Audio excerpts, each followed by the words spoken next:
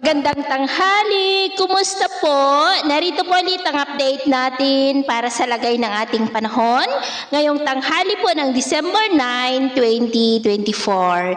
Sa ngayon po ay patuloy pa rin na lumalakas ang bugso ng hanging amihan at ito ay patuloy pa rin na umiihip sa malaking bahagi ng Luzon, lalo na po sa silangan. At easterlies naman ang hangin na umiihip sa Visayas at may shear line o yung imaginary line ng hangganan ng malamig na hanging amihan at mainit na easterlies na nag-i-extend po dyan sa may Bicol region. At ang intertropical convergence zone ay nakaka-apekto naman po sa Mindanao. Ang ITCZ po ay tinagurian niya na breeding ground ng mga sama ng panahon dahil kalimitan dyan nagsisimula ang mga sirkulasyon na nakakabuo po ng mga kumpol ng kaulapan at kaya pa ninyo napapansin ay mayroon na pong cloud clusters within that ITCZ, pero sa atin naman pong long range forecast maliban sa banta ng mga low pressure area na mabuo sa silangan ng ating bansa ay wala naman pong namamataan na malakas na sirkulasyon o bagyo na tatawid po dito sa ating bansa for the next 2 weeks. At sa lagay ng ating panahon,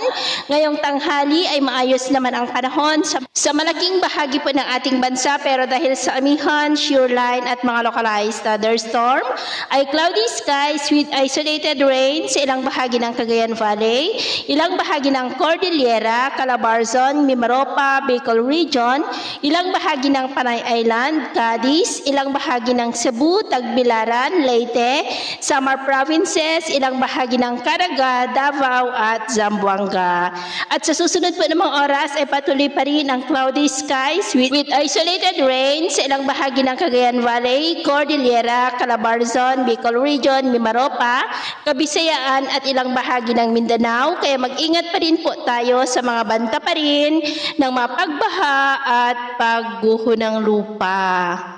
At sa atin naman pong mga baybayin, dahil sa malakas na amihan ay bawal na muna ang papalaot sa silangang baybayin ng Luzon, kanlunang baybayin ng Luzon, seaboard ng Northern Cagayan, Babuyan Island Seaboard at Batanes Seaboard, dahil ang mga alon dyan ay posible po na aabot hanggang sa 6 to 14 feet. Kaya hanggat maaari ay iwasan na po muna natin ang papalaot dyan sa mga may kulay pula para mas makaiwas sa mga sakunang pangkaragatan.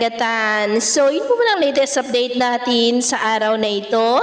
At ako po muli si James na nagsasabing sa kahit anong pagsubok po na darating sa ating buhay, huwag na huwag po tayong mawawalan ng pag-asa. Thank you.